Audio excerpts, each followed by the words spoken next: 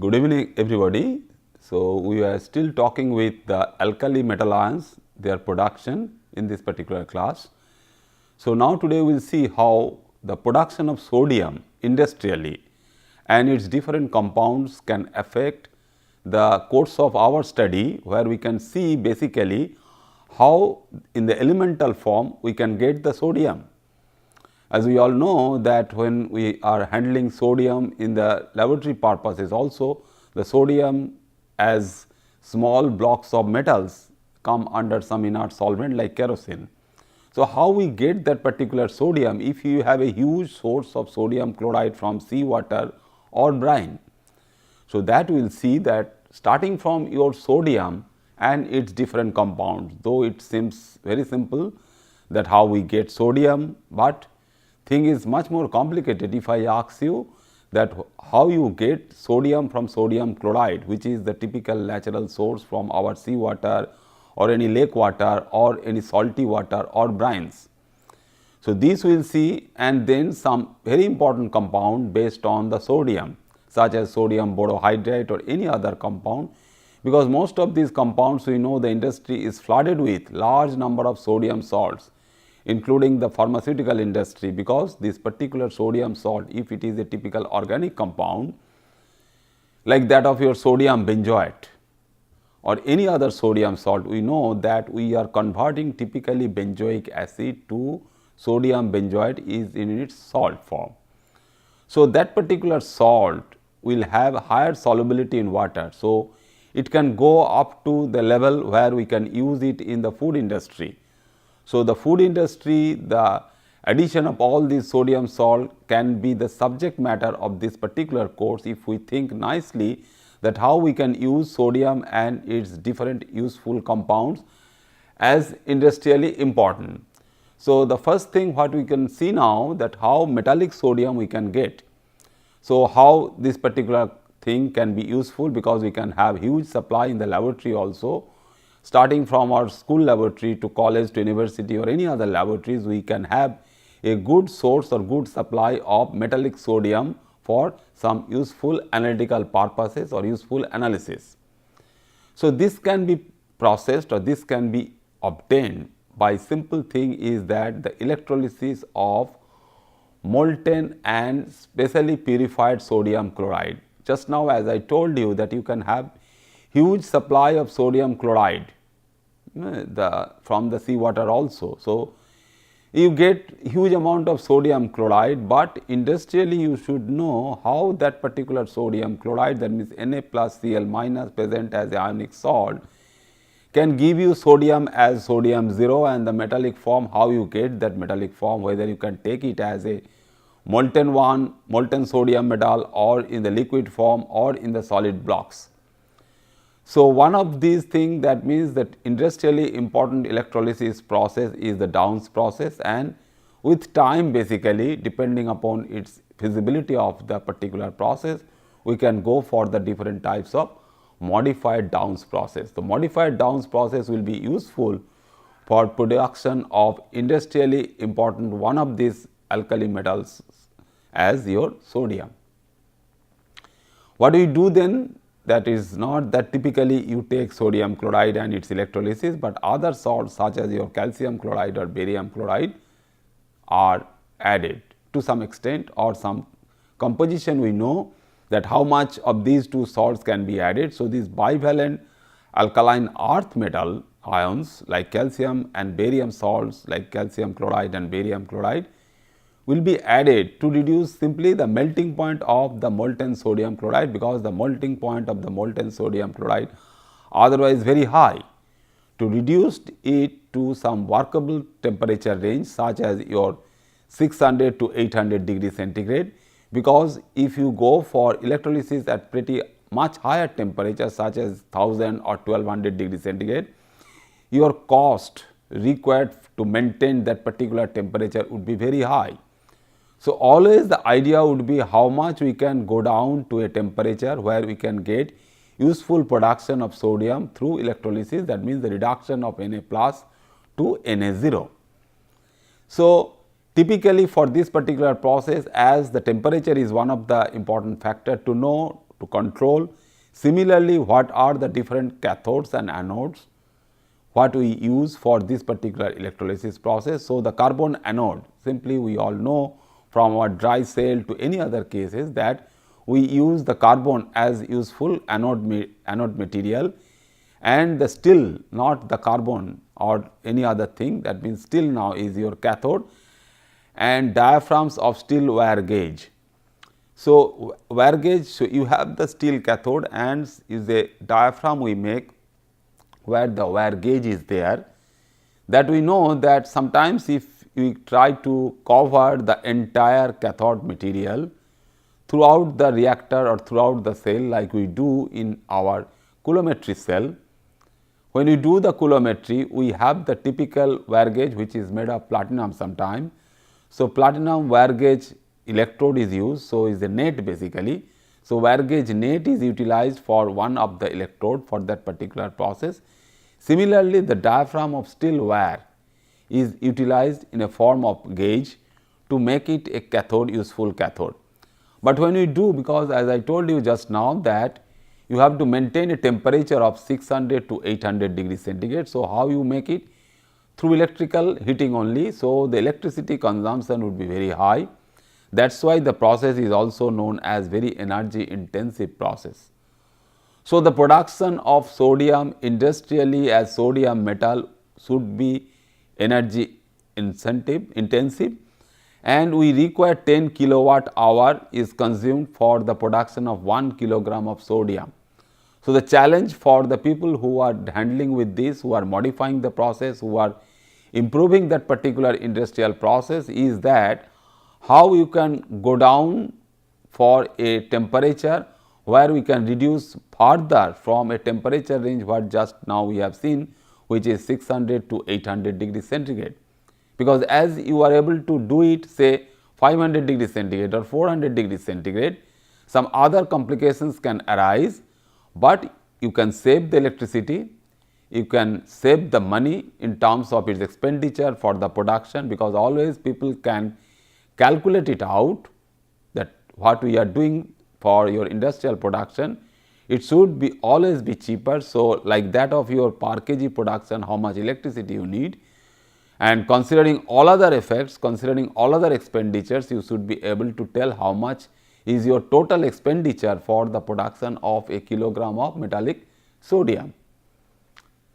Then we find what are those applications, because as we make the simple electrolysis process. So, the basic principle we are looking at, we are not going for the typical electrolytic cell, its diagram and all these things, because that will consume our entire class, that we will not do, but we will do some useful applications, because applications are very important, like that of your production of sodium borohydride. So, you see now that what is that borohydride? So, 38% of the produced sodium metal or the metallic sodium is consumed for the production of sodium borohydride, where you have the sodium, that sodium is coming, Na plus is coming from Na0, the metallic sodium.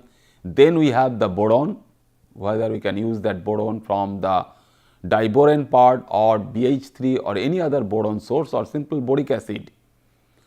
So, the boron source you must have, and then the hydrogen as its hydride, because it is a very useful compound. Sodium borohydride is a very useful reducing agent for your organic chemistry, for any other thing, even for the production of metallic borides also. Then in the manufacture of different types of herbicides, because these herbicides are mostly the different types of sodium salts, and those sodium salts we consume a huge amount of this particular metallic sodium, and the rough estimate of that consumption is 25%. Then in the production of metals, basically some other production of metals in the domain of metallurgical engineering, where we know how we produce the metals and some value added metals, the alloys from the available ores and minerals. Not all ores or not all minerals we can use for the production of that particular type of metal. So, we will talk about something, because just now what we have seen that sodium chloride can be reduced electrochemically. That means, if we use electrolysis for the production of metallic sodium, Then if we just go for the production of uranium, thorium, zirconium, tantalum and titanium, these are some examples basically, and we should know immediately that what are the corresponding ores we get, that uraniums to tantalum, most of these we all know that naturally occurring all these ores are either sulfides, the carbonates, the hydroxides and oxides. So, those basically should be reduced. So, one of the process always you can answer that okay, I can go for its electrochemical reduction or electrolysis, but that is the most difficult one and that is most also energy expensive, also expensive, the expenditure for energy is also very high, just now we have seen. So, what we can do indirectly, we can reduce some other metallic element as its reducing agent. So, sodium as in its metallic form can be used for the reduction of all these metals, because these metals are difficult to reduce through electrolysis also or through electrochemical reduction. Then we can use this as the typical reducing agent, that sodium we use sometimes sodium amalgam also, sodium mercury we write NaHg, Na-Hg. What is that? That is your sodium amalgam, because the mercury can dissolve some amount of sodium and that will be very useful reducing agent as sodium amalgam. So, like your sodium borohydride to sodium amalgam, it can be your typical reducing agent in the manufacture of pharmaceuticals. Large number of pharmaceutical molecules you can have that one of the step is your reducing step, where you can reduce either a CC double bond or a carbon nitrogen double bond or carbon oxygen double bond, or some other functional groups we have to reduce it to get the desired pharmaceutical agent or desired pharmaceutical molecule. Then we can go for making the dyes, because the dyes if you get like that, just now we told you about the corresponding formation of sodium benzoate from benzoic acid. Similarly, the dyes are also sometimes available, whether it is a methyl orange or methyl red, because not the free acid, but their corresponding sodium salts are produced, because these are highly soluble in water, because most of these dye compounds we take in water medium. So, this as well as different other organic chemicals we can handle with the use of these particular reagents based on sodium, and it is also very much useful as coolant some other area, the nuclear reactor. So, in nuclear reactors we know one type of reactors are the fast breeder reactors, and those fast breeder reactors we use the molten or the liquid sodium. The molten sodium can be useful as a coolant, not that your water, not that of your any other heavy organic liquid, because they have the huge amount of evaporation effect like that of your glycerol or any other. So, the metallic thing, that means the metallic sodium, that means the liquid sodium or the molten sodium can be useful as the coolant. Then after this particular one we can have some examples, 1 or 2, 3 examples we will see for the production of huge amount of some very industrially important compounds. We know that a company is expanding like that of in our country, the Tata Chemicals, they are investing huge amount of money say for the expansion of some compound, some industrial sector.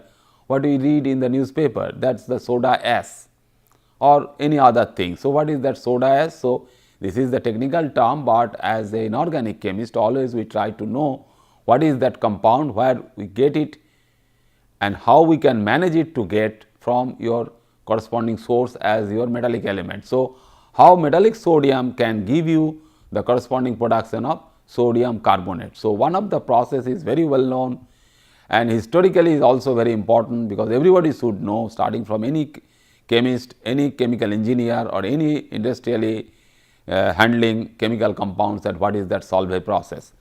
So, solvey process is there available, which is required for the production of sodium carbonate, industrial manufacturing of sodium carbonate.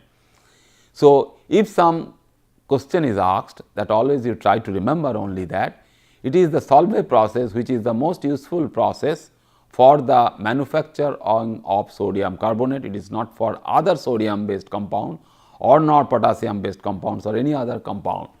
So, what we do, there is the precipitation of relatively poorly soluble sodium hydrogen carbonate. So, we take sodium bicarbonate from an aqueous sodium chloride solution, because we have seen that we have a huge source of sodium chloride from seawater, from brine. So, that sodium chloride in its molten condition was useful for the production of metallic sodium. Now, this can be used for the production of sodium carbonate. So, what we do, that we take sodium chloride and you react it with ammonium bicarbonate now. What the other element we take? So, if we take this reaction, so this is the corresponding metathetic reaction, because the ammonium bicarbonate will be converted to sodium bicarbonate. So, that sodium bicarbonate is our starting material for the production of sodium carbonate, nothing else. So, initially what we see, that you have this sodium chloride which is very readily available, which is cheaply available also. So, that sodium chloride, so how will you convert? So, how solvey process is responsible for converting sodium chloride for the production of that particular, say if we consider that this is the important product for your soda ash manufacturing. So, how solvey process is useful for production of your soda ash from sodium chloride. So, we get sodium bicarbonate. So, the reaction is carried out, how is not that direct addition of sodium bicarbonate. What we do, we use gaseous ammonia, that means ammonia in the gaseous form, whether it is industrially available or not, we have some good source of ammonia. So, the ammonia in the gaseous form is added to the concentrated sodium chloride solution, and side by side you purge or you bubble carbon dioxide. So, what is happening? It is a very simple reaction, but industrially people do all these reactions, is not that what we do in our laboratory test tube, that we have the two components A and B, one A is sodium chloride and B is your ammonium bicarbonate. We mix them together and we expect that we get C and D. C is your sodium bicarbonate and D is your ammonium chloride. But it may not happen all the time in such a fashion, because if you add these two in the reaction medium, in solution, in water medium, all of them will try to dissociate. So, the dissociation will give you sodium ion, chloride ion, ammonium ion and bicarbonate ion. It is not that you will be getting sodium bicarbonate or the separation of sodium bicarbonate from the reaction medium until and unless you go for some precautionary measure for that particular isolation. That means, we have to check for their solubility differences. So, if the product thing, that means C and D have different solubilities, then only we expect that we will be able to separate them from fractional crystallization from the saturated solution or the saturated reaction medium. But what about the addition of ammonium bicarbonate? Ammonium bicarbonate will also not will just buy, because the ammonium bicarbonate can be a costly chemical to us, which is not very much useful if you try to get benefit out of an industrial process. So, in situ we produce in the reaction medium, whether we use some high temperature or some other reaction conditions, that when you purge ammonia gas along with your carbon dioxide in an aqueous medium, in situ we try to generate ammonium bicarbonate. So, that ammonium bicarbonate will now directly attack your sodium chloride, producing sodium bicarbonate. So, that is why this particular solvay process is useful in handling first your sodium bicarbonate. So, now why we talk that precipitated one? What is that precipitation? Because you must have some difference in your solubility. So, ammonium chloride will be highly soluble, your sodium bicarbonate will be less soluble. So, that is why from the saturated solution of the reaction mixture, when you expect that all the four salts are present, A is reacting with B giving C plus D. So, what do you expect in a huge industrial scale, in a huge reactor, you have A, you have B, you have C, you have D. But our goal is to get only the C, the sodium bicarbonate, in pure form, in huge amount and in the solid form also. So, we must have some recipe, we must have some procedure, or we must have some manufacturing method, that we should get only sodium bicarbonate in its purest form. So, that sodium bicarbonate is taken away as its precipitated form. So, precipitated sodium hydrogen carbonate, that is why is separated off then and is then again calcined, that means a high temperature heating. So, high temperature heating, that which is known as calcination, which is known as the material has been calcined to sodium carbonate, where is a specially designed furnace which is known as rotary tube furnace. So, if the question is asked to you that where we use rotary tube furnace, what is that particular method? So, the answer is very simple, that it is the rotary tube furnace is for your calcination, that means the thermal degradation of sodium bicarbonate is achieved in rotary tube furnace in a process, the whole process is known as your solvey process. Then we find some applications, that sodium bicarbonate is very useful compound. The soda ash manufacturing, everywhere we have the huge demand. So, nowadays also the existing companies, they are expanding for their soda ash manufacturing, their monthly your annual production in metric tons, they are trying to increase. So, the first application or the first utilization of sodium carbonate is in your glass industry. For the manufacture of bottle glass serves both as a raw material and as a flux for the glass melt to dissolve the sand. Because when we make the sand, we know the silicon dioxide, that SiO2, the silica is consumed along with potassium oxide, sodium oxide or any other thing. So, it is basically a sodium silicate material. So, is a solid crystallized sodium silicate material along with other thing, that means you can have also potassium silicate.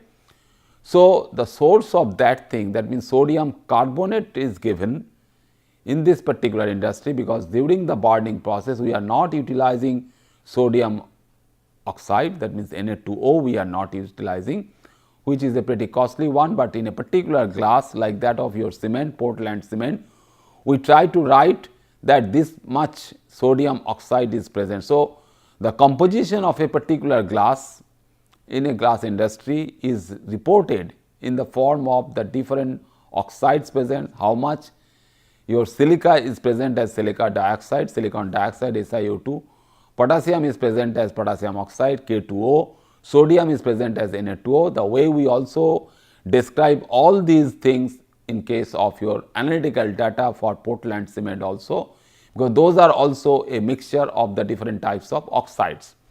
So, is a oxide or silicate material where the ingredient as sodium carbonate is used, because the sodium carbonate again during the burning process will give you the sodium oxide and carbon dioxide. Then the different types of inorganic sodium compounds is very easy to get from sodium carbonate or bicarbonate, because one of the starting material of this particular methodology is your sodium bicarbonate, and that sodium bicarbonate is giving you your sodium carbonate. So, different types of inorganic compounds, if we try to use these as the corresponding compounds of sodium salt like sodium sulphate, sodium phosphate or any other complicated sodium salts, we always can use sodium bicarbonate or sodium carbonate, because this can also give you a typical acid base reaction. That means, if your benzoic acid is given, how will you make sodium benzoate? It is simply react it with bicarbonate or carbonate, because for reaction with carbonate you must have some typical procedure, because you have to apply some force to get it reacted with this particular one, but bicarbonate reaction is facile one, immediately it is giving you a sodium benzoate form. Then the soap and detergent productions, because the sodium salt of fatty acids we all know that they are the soap, and the sodium phosphates and all other triphosphates and all other things are your detergent. So, there also we require sodium, because sodium we require everywhere. Then in paper and pulp industry, sodium carbonate and bicarbonates are required, and small quantities are utilized in the various different application areas for making of very small value added material or the specialty chemicals or the pharmaceuticals. We use these for your corresponding conversion to sodium. So, one such molecule or one such compound is also your sodium hydrogen carbonate, that means the sulphate, the bisulphate. NaHSO4. How we make that NaHSO4? So, we just simply directly from a textbook, any other textbook, Buchel's textbooks, what we consider every time one of the book we are following, and we are taking all these examples from that particular book, that already we have seen how sodium chloride is consumed for the making of your sodium bicarbonate or carbonate. Now, for sulphate is very easy again from sodium chloride. So, sodium chloride is giving you this particular form, that means sodium hydrogen sulphate through the reaction with sulfuric acid. Similarly, if you have the supply of sodium sulphate also, that can also react with sulfuric acid, giving you sodium bisulphate. So, making or the production of bisulphate industrially is very easy. You can get all these things very easily, including a more difficult one, or sometimes the corresponding one is available as your typical sodium salt of dichromate. So, Na2Cr2O7 can also be utilized, and that sodium dichromate when reacts with sulfuric acid is giving you chromium trioxide, that we know from our school days, from our early years, that we produce chromic acid. So, in concentrated sulfuric acid, if you add a pinch of sodium dichromate, you are getting the crystallized form of chromic acid. So, it is a process of making chromic acid. This is a chromic acid preparation, which is a very good cleaning agent for your glass apparatus, cleaning the grease and all these things, because it is a very highly reactive oxidizing agent, chromium trioxide. But along with that, because it is precipitating out, you can filter it out. So, if a stoichiometric reaction is allowed between sodium dichromate and sulphate, that means the sulfuric acid, you will be able to produce the equivalent amount of chromic acid as well as your sodium bisulphate, which will be remaining in the aqueous medium. So, aqueous medium, so filtration and the saturation of your aqueous medium will give you your sodium bisulphate. So, this particular one, why we are talking, why we are selecting some of them only, we are not going for the huge list, but only some selected inorganic compounds we are talking about, how they can be produced in the different pathways, or how industrially they can be used, because they have useful applications. So, they are very useful as a cleaning agent, as a flux material. So, anything can be cleaned with this particular one. In the textile industry, it is also useful, and in the treatment of the metal surfaces, the metal sulphate. So, if you have some oily matter or the greasy matter on the metal surfaces, so you can use that particular one for the cleaning process with sodium hydrogen sulphate. Then we will see that how sodium borates are formed. So, together with this class as well as the next class, we will continue this, how borates are formed. So, what are the different types of borates you know basically? As we all know, what is your borax, because we basically know it very well, because it is a naturally available compound. So, naturally available borax compound you have, and the problem is that how you convert that particular one, the way we are talking all the naturally available material, all the naturally available your ore or the minerals for its very useful compound. So, first thing what we will see here is your Na2B4O7 with a 10 molecules of water of crystallizations, because these water of crystallizations, the decahydrate form is very useful, because otherwise you do not have that particular crystallinity in the molecule. So, molecules, the inorganic salt will be crystallized in presence of those 10 water molecules in this particular form, and which is also available naturally, because in nature also, because the moisture, air, everything is giving you the regular supply of that particular water molecules in your tin coal. Commercially it is known as tin coal, which is nothing but your raw borax material, which is your Na2B4O7.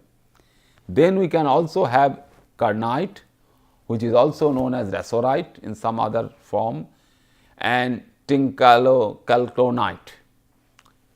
Tincalconite is also sodium salt of your B4O7 salt, which is B4O7 2 minus. So, this network of this borate form, that means 4 borate units are clubbed, linked together. You cannot have one single boron center, you have 4 boron centers are together, and those boron centers are connected through your oxide links, basically oxides and hydroxides, terminal hydroxides, giving you that particular tetrahedral arrangement of 4 boron centers, giving you B4O7 2- salt. And depending upon your different content of your water molecules, whether you have 10 water molecules, 4 water molecules or 5 water molecules, you have different sources. So, varying from one country to the other or varying from one place of that particular country to the other, we can have all these different forms, because we all know that the ores and minerals are available in different forms and sometimes only in the difference in their order of crystallizations. Then we can have also the other material, that means the sodium calcium borates we have. So, these sodium calcium borates and also the calcium borates. So, all these together we will continue this class, do not worry for that. We will continue from the starting material, but only thing that we try to remember, because these are commercially important compounds, is not that you apply your own brain to find out this thing, because what is the difference between those formula, basically what are then calcium borates and the calcium borates of different type. So, borax and the different borates, you can have the different forms, the different structure of these compounds which are also naturally available. So, those naturally available forms of these things, you have to convert them to sodium borates. That we will see in our next class. Okay? Thank you very much.